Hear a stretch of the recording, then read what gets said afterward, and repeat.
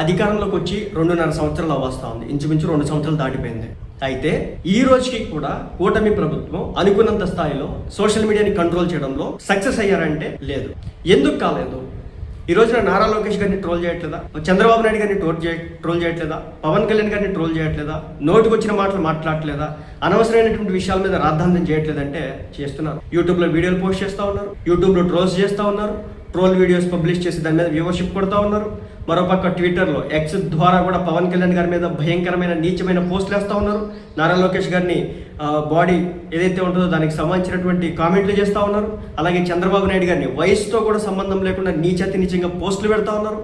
అలాగే కూటమి ప్రభుత్వానికి సంబంధించి నిజాలు అబద్ధాలని సంబంధం లేకుండా మీరు తెలిసిందే, నిన్న విజయ్ ఎక్కడో ఏదో చేసుకుంటే విజయ్ గెలిస్తే తమిళనాడు పాలిటిక్స్ ఆంధ్ర పాలిటిక్స్ ముడిపెట్టి అతి నీచంగా ఈ రోజున పవన్ కళ్యాణ్ గారినే కాదు చిరంజీవి గారిని కూడా వీళ్ళు రాజకీయ